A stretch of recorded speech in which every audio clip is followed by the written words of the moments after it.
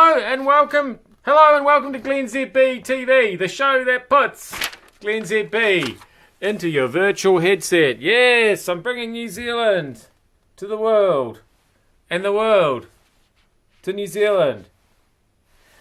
And so the bloke today committed an act of terror in a Ford Fiesta.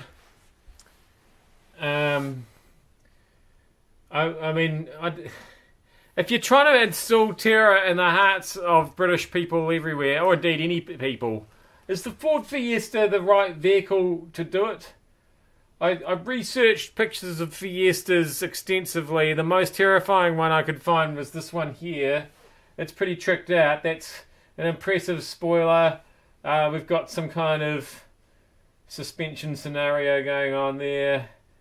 It's kind of scary paint job.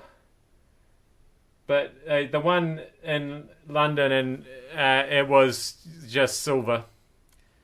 So, yeah, I feel like... I'm not saying lift your game terrorists, don't get me wrong. I'm just saying if you're going to terrorise, there's a more terrifying kind of a thing you could use, probably. I'd go a Citroen. I've never really understood the Citroen. I find that a confusing and terrifying shape.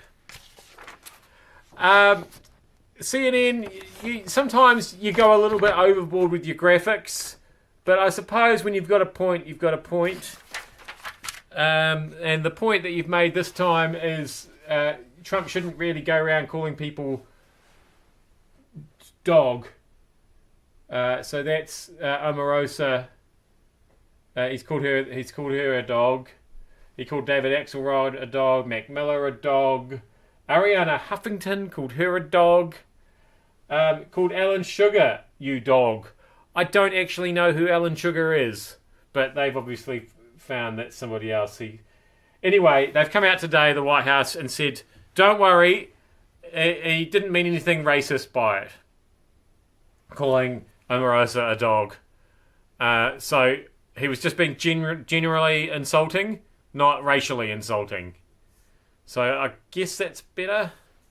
So when he wasn't meaning a dog of any particular race, obviously. Just it could have been a Samoyed, could have been an English sheepdog, perhaps. I don't know.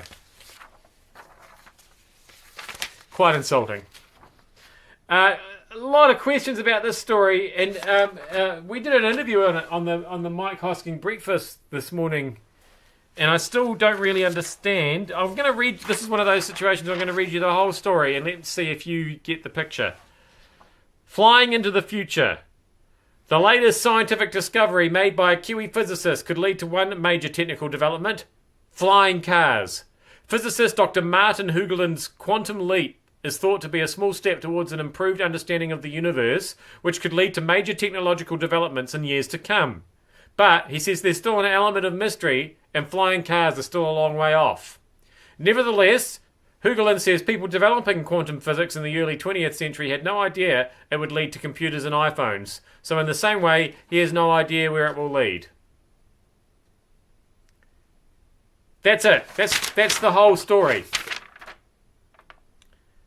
Doesn't say anything about what this discovery is, how it connects to the idea of flying cars. And as I say, to be honest, we interviewed this guy who's made the discovery. It's something to do with pulling hydrogen apart or something, which then enables you to measure very, very, very small things, smaller than ever before. But, again, no real connection to the flying... Basically, what I'm saying is, can we get a flying car in here? And also, does this basically mean, and this is another question I didn't get answered, will it accidentally cause the end of the world, this discovery? That's what I really want to know. Finally, Ben Stokes. We've tried to make something out of the fact that this guy was born in New Zealand, but he's English. He's an English cricketer. Let's not sugarcoat it.